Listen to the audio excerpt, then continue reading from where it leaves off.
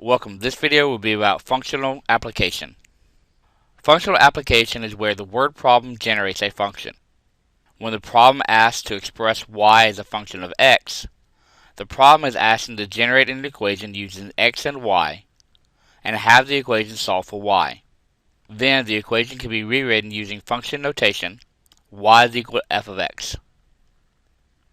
The first problem we have is an airplane is flying at an altitude of 3,700 feet. The slanted distance directly to the airport is d feet. Express the horizontal distance h as a function of d. So the problem is asking us to express the horizontal distance h as a function of d. That means that we want to get an equation that has h and d in it, where h is by itself.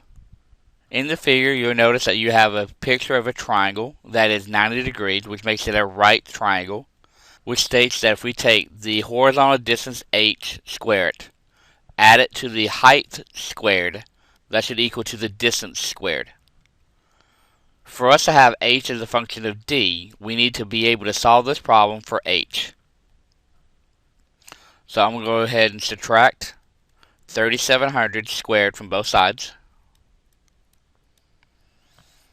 And to undo a square, we take the square root. So we have h as a function of d is equal to the square root of d squared minus 13690,000. In this problem, we have a rancher has 360 yards of fencing with which to enclose two adjacent rectangular corrals, one for horses and one for cattle. A river forms one side of the corrals. Suppose the width of each corral is x yards.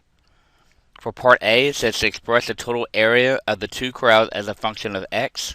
So for part A, we're looking for writing the area as a function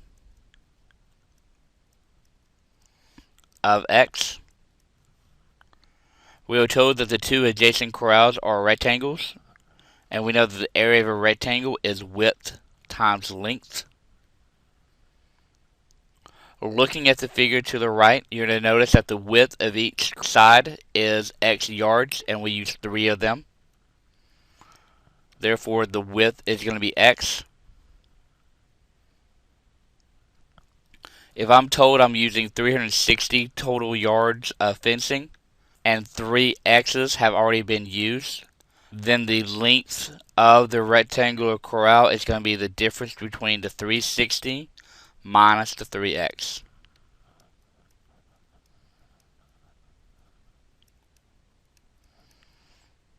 Therefore, the area as a function of x is equal to 360 x minus 3x squared.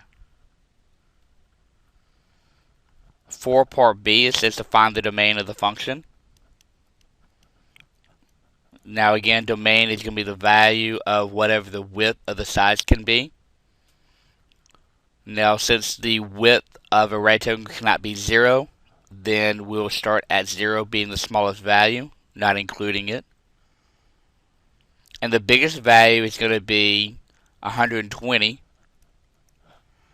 And that comes from if each side is 120 yards long, then therefore be no length to the rectangle. Therefore, the size cannot be more than 120 yards. For part C, it says using the graph of the function shown below, determine the dimensions that yield the maximum area. The maximum area is usually going to be the maximum of the function. In this case, we have a relative max.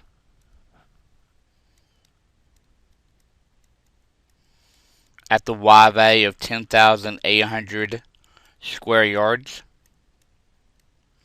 when x is 60 yards.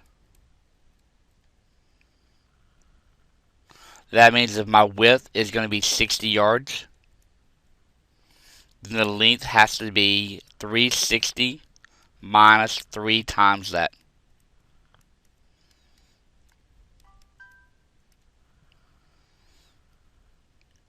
So the dimensions that we're looking for is a 60 yard by 180 yard rectangular corral.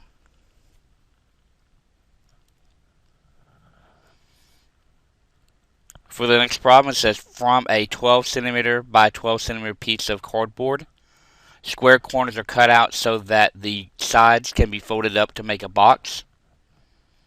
A. Express the volume of the box as a function of its side, x, in centimeters of the cutout square. First thing you need to realize is that it is a 12 by 12 piece of cardboard that's being used.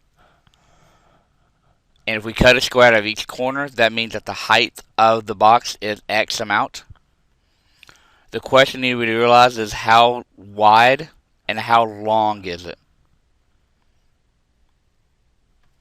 So remember, initially it was a 12 by 12. And I cut out X amount on the bottom half and X amount on the top half, which means that the length is going to be 12 minus 2x.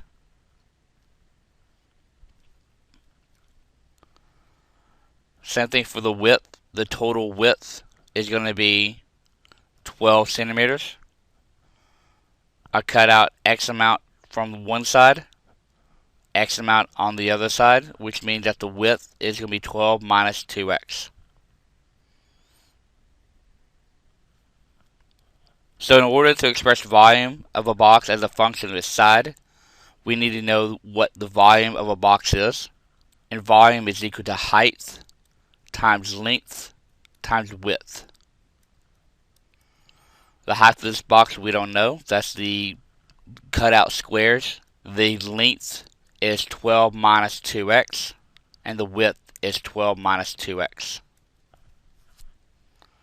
If you multiply this problem out, you get volume as a function of x to be 4x to the third minus 48x squared plus 144x. And that is part A.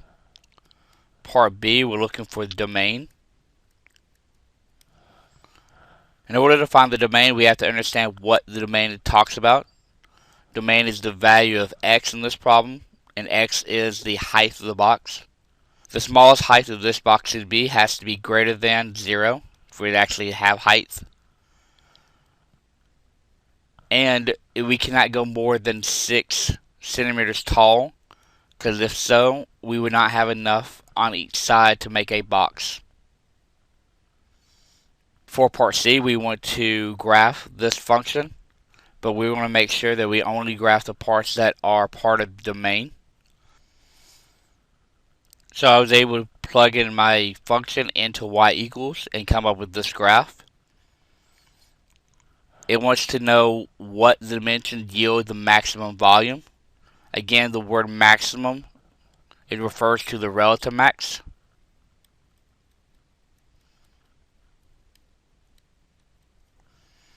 And the relative max of this problem would be 2, 128. Therefore, the maximum volume